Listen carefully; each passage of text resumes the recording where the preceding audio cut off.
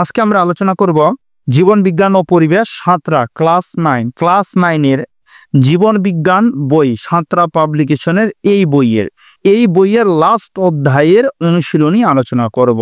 তার লাস্ট অধ্যায় 126 পেজে আছে। দেখো, লাস্ট অধ্যায় বের করলাম, চ্যাপ্টার 5 পরিবেশ ও তার সম্পদ, পেজ নাম্বার 126। এই অধ্যায়ে যে অনুশীলনী দেওয়া আছে, যেটা পেজ নাম্বার 148, দেখুন এই যে 148, এই পেজের সম্পূর্ণ অনুশীলনীর সমাধান আমরা এই ভিডিওতে করব। একদম প্রথম থেকে সম্পূর্ণ অনুশীলনীর সমাধান এই ভিডিওতে হবে। এটা এই বইয়ের কিন্তু লাস্টের অধ্যায়। তোমাদের একটা কথা বলি, আমি এই সম্পূর্ণ বইয়ের সমাধান তোমরা প্লেলিস্টে অথবা ডেসক্রিপশন লিঙ্কে যদি যাও, সেখানে ডেসক্রিপশনে লিঙ্ক দেওয়া আছে। এই সাঁতরা পাবলিকেশনের ক্লাস 9 জীবন বিজ্ঞান সম্পূর্ণ বইয়ের অনুশীলনী সমাধান করে দেওয়া হয়েছে। তোমরা প্রয়োজন মত করলে ওখান থেকে দেখে দেখে লিখে নিতে পারো। তাহলে আমরা স্টার্ট করি। জীবন বিজ্ঞান পেজ নাম্বার 148, হাতে কলমে। 1, সঠিক উত্তর নির্বাচন করো। নাম্বার 1, নিম্নলিখিত কোনটি মরুচ উদ্ভিদ? এটির উত্তর হবে অপশন সি, ফণিমনসা। নাম্বার 2, কোনটি মরুচ প্রাণী? এটির উত্তর হবে অপশন ডি, গোসাপ। নাম্বার 3, নিম্নলিখিত কোনটি অন্তঃপরজীবী? এটির উত্তর হবে অপশন সি, টিনিয়া। নাম্বার 4, পুনঃস্থাপন অযোগ্য প্রাকৃতিক সম্পদ কোনটি? এটির উত্তর হবে অপশন এ, প্রাকৃতিক গ্যাস। তারপরে নাম্বার 5, নিম্নলিখিত কোন শৈবাল প্রোটিনযুক্ত খাদ্য হিসাবে ব্যবহার করা হয়? উত্তর হবে অপশন সি, ক্লোরেল্লা। নাম্বার 6, কোনটির মধ্যে শক্তি রাসায়নিক শক্তিরূপে সঞ্চয়িত থাকে? এটির উত্তর হবে অপশন এ, কয়লা।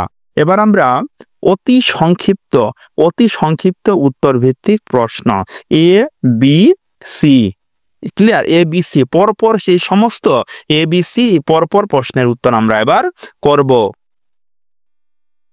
তাহলে এক কথায় উত্তর দাও। নাম্বার 1, দুটি পুনঃস্থাপনযোগ্য প্রাকৃতিক সম্পদের নাম লেখো। উত্তর হবে বন, জল। তারপর নাম্বার 2, খাদ্য সম্পদ বলতে কোন প্রকার খাদ্যকে বোঝায়? উত্তর হবে মানুষের প্রয়োজনীয় খাদ্য। নাম্বার 3, বায়ু শক্তি কি? বায়ু শক্তি হলো বাতাসের গতিশক্তি। নাম্বার 4, বাস্তুবিদ্যা কি? উত্তর জীব ও পরিবেশের সম্পর্কের বিজ্ঞান। নাম্বার 5, দুটি মরুচ উদ্ভিদের নাম লেখো। উত্তর হবে ফণিমনসা ও ক্যাকটাস। নাম্বার 6, দুটি অন্তঃপরজীবীয় জীবের নাম লেখো। উত্তর হবে টিনিয়া আর প্লাজমোডিয়াম। নাম্বার 7, খাদ্য শৃঙ্খলের উদাহরণ দাও। উত্তর হবে ঘাস, ঘাস ফড়িং, ব্যাঙ, সাপ। বি, শূন্য স্থান পূরণ করো। নাম্বার 1, ড্যাশ পোড়ালে রাসায়নিক শক্তির তাপ শক্তিতে রূপান্তর ঘটে।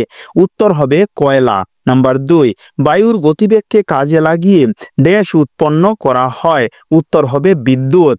নাম্বার 3, ড্যাশ হলো এক প্রকার পুনঃস্থাপনযোগ্য প্রাকৃতিক সম্পদ।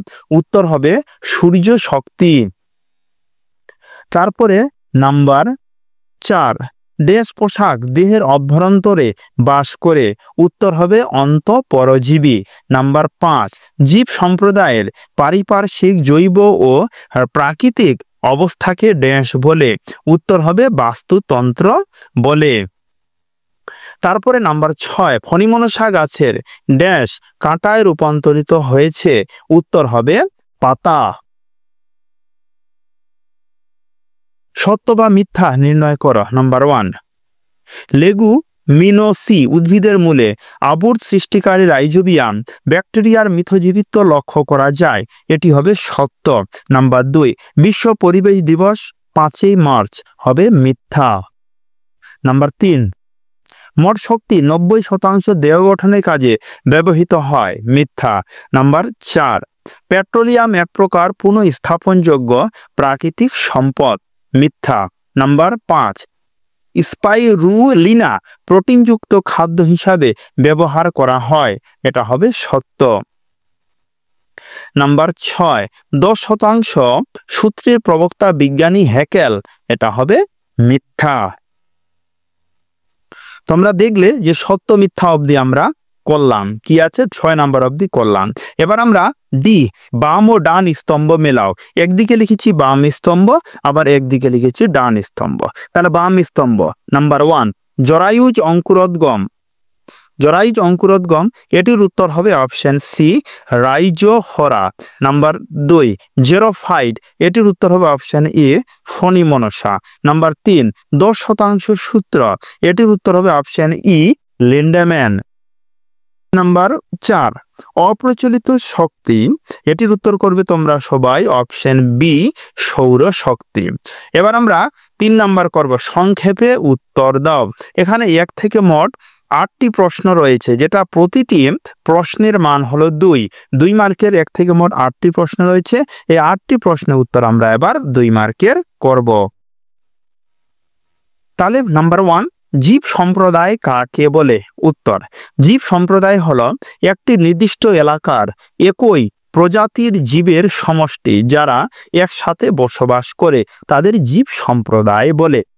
নাম্বার 2 খাদ্য শৃঙ্খল কাকে বলে? উত্তর এক প্রাণী থেকে অন্য প্রাণীর মধ্যে খাদ্যের শৃঙ্খলাবদ্ধ সম্পর্ককে খাদ্য শৃঙ্খল বলে। নাম্বার 3 পপুলেশন কি? নির্দিষ্ট অঞ্চলে এক প্রজাতির জীবের সংখ্যাকে পপুলেশন বলে। নাম্বার 4 প্রাকৃতিক সম্পদ কাকে বলে? উত্তর প্রাকৃতিকভাবে পরিবেশে বিদ্যমান এবং মানুষের কাজে লাগে এমন সকল জিনিসকে প্রাকৃতিক সম্পদ বলে। নাম্বার 5 পপুলেশন কাকে বলে? পপুলেশন হলো নির্দিষ্ট এলাকার একই প্রজাতির জীবের সংখ্যা। নাম্বার 6 মৎস্য চাষ কি? মানুষের উপকারের জন্য মাছকে নিয়ন্ত্রিত পরিবেশে উৎপাদন ও লালন পালন করাকে মৎস্য চাষ বলে। এবার নাম্বার 7 খাদ্যজাল কাকে বলে? উত্তর একাধিক খাদ্য শৃঙ্খল মিলিত হয়ে যে জটিল খাদ্য সম্পর্ক তৈরি করে তাকে খাদ্যজাল বলে।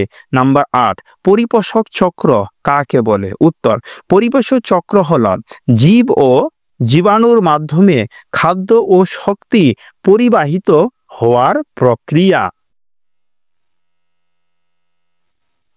তাহলে তোমরা দেখলে যে আমি এখানে যে 1 থেকে 8 অবধি যেটা 2 মার্কের প্রতিটি প্রশ্নের উত্তর আমরা এই ভিডিওতে করলাম 8 অবধি। এখানে যে সমস্ত বড় প্রশ্ন দেওয়া আছে এই বড় প্রশ্নের উত্তর আমরা এই ভিডিওতে করিনি, কারণ এই সমস্ত বড় প্রশ্নের উত্তর তোমরা তোমাদের বইয়ে সহজে পেয়ে যাবে। তোমাদের একটা কথা বলি যে তোমাদের সাঁতরা পাবলিকেশন বইয়ের এই সম্পূর্ণ বইয়ের সমাধান তোমরা প্লেলিস্টে পেয়ে যাবে, ওখানে লিঙ্ক দেওয়া আছে যেটা সম্পূর্ণ বইয়ের সমাধান ওখানে দেওয়া আছে। আজকে তাহলে এই অবধি, কথা হচ্ছে এর পরের ভিডিওতে। ধন্যবাদ।